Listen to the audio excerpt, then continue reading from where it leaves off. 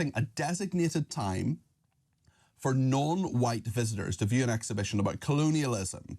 They're police stationed at the museum. It is the Zeche Zollern Museum in Dortmund. It's dedicating 4 hours each Saturday as a safe space for people who are not white to visit the show This is Colonial, with the purpose of being, as they put it, considerate of people who are more affected by the topic of colonialism than others. Now, let's get into this and talk to Maurice MacLeod, who is an anti-racism activist. We're also going to talk to Joy Porter, who is a professor of Indigenous Environmental History at the University of Hull. Maurice, perhaps I could come to you first. This is, to me, actually something that is pretty undesirable, but what do you think? Oh, hello, Peter. So yeah, when I first heard it, my initial reaction was, oh, that sounds crazy. That sounds, really discriminatory. Why would you not let people in to a museum?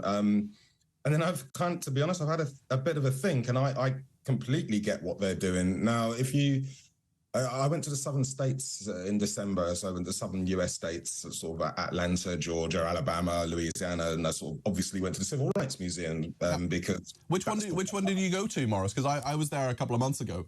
I went to the one in Atlanta, Yep. I went to one in Mississippi, moving, incredibly powerful. And I found myself in tears because this is the work that I've done my whole life. It also speaks to ancestors and parts of my family, and it really, really moved me. I found myself incredibly embarrassed, to be in a room full of people who were being very sympathetic and, no one was doing anything horrible. I just felt very embarrassed to be the only black person there and to be crying my eyes out in a Civil Rights Museum. And so, and in that, if that museum had said to me, oh, between these hours, it's not exclusively, because I don't, but we invite black people or people that have been impacted by this to come and have a look and feel okay with their emotions and not be embarrassed. I think that makes perfect sense now. Interesting. So you've kind of changed your mind on this since we gave you a ring about it. Interesting.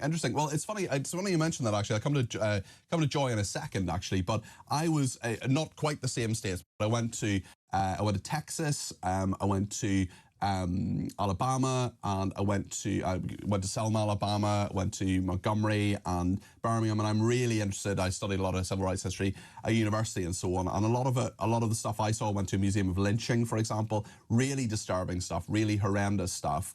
And I wouldn't want to make anybody feel uncomfortable, but at the same time, if I'd been told that I couldn't go there, I would feel that was kind of weird.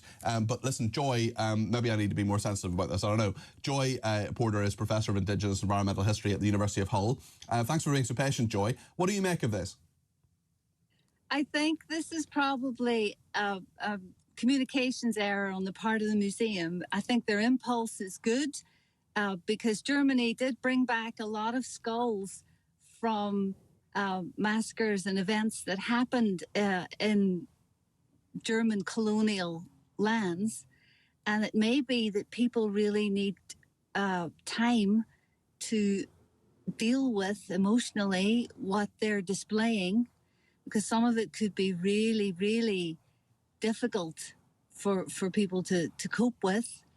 But at the same time, absolutely every German needs access to this story. And it's, if we're going to encourage inclusion and people assimilating and understanding their own past and how their ancestors behaved in the past, absolutely every ethnicity needs to feel and I actually think that they have access. That's a fair point, Joy. And I wonder, even by having this, 4 hours a week kind of thing, surely this will put some people off. Because I was in one of those brilliant museums. I think it was the one in Atlanta, actually, that I went to. I went to quite a few of them, to be honest, Maurice, that I know you've been to as well, or similar ones, similar exhibitions and museums and so on. There was one particularly affecting exhibit where you kind of walked through a hall, and it was a good kind of 20 meters or whatever, and on the walls there were all sorts of crashing waves and all sorts of really very violent bits of the ocean. And then on the kind of floor, which was supposedly the ocean bed, there were basically skulls and, what's the word I'm looking for? sort of clay models of people's heads. And it was really to emphasize within that Civil Rights Museum that slavery and coming across on slave ships involved a lot of people being thrown overboard for alleged, sort of misbehavior or just getting in the way or fighting for their rights or whatever. And that so many people just died of illness and starvation and so on. I found that really profoundly affecting. I was crying. I was really, really moved by that. But I don't feel that I hope that wasn't making anybody else uncomfortable. It certainly made me uncomfortable, and that was kind of the point of it. And actually confronting history, and the whole point of history is that, people disagree and we need to keep looking at it and so on. I wonder if excluding people in any way is the right thing, Joy. I think if you know that there are people who are going to, it might be probably better to create spaces where people can go if they need to deal with their emotions and so on. But I think everybody on this call, we've all probably come from a colonial past. I can hear your accent, Peter. And, whenever this was dealt with in Northern Ireland, it was very much using museums to bring people together and confront the past together. It's the togetherness that really... power of history. And Maurice, I agree with you, Joy. And actually, Maurice, from my perspective as well, I wonder if you agree with this. I mean, there is a very racist legacy of saying that black people couldn't participate in all sorts of things in society, and that things were, the ridiculous idea of separate but equal, which was never the case, but that lots of people couldn't participate at all times. But I mean, is this not a racist policy in some ways? No, I really don't think it is. I mean, so for instance, if the museum was saying this museum is only for black and people of color and no one white can ever come in, and this is that would be troubling. Or even if it was saying during the safe space 2-hour period or 4-hour period, even if they said no one white can come in that space, I still think that would be a bit troubling. All they seem to be saying, from what I can work out, all they seem to be saying is this is a good time for you to come if you feel like you might be impacted, if you feel like you might be descended from the things that we're displaying here.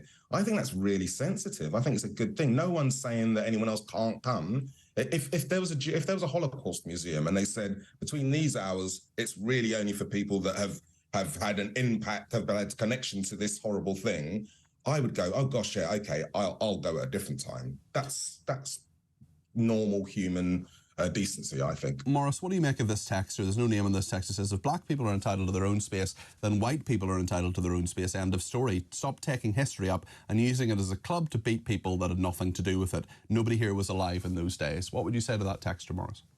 I roll my eyes, to be honest. It's such a standard. It's like saying, oh, why are you having Black History Month? There's no White History Month. The museums of the world are, to be honest, full of stuff that's been nicked from black and brown people. So, to suggest that having a few hours where people are considerate of that is the same as excluding people it's just nonsense.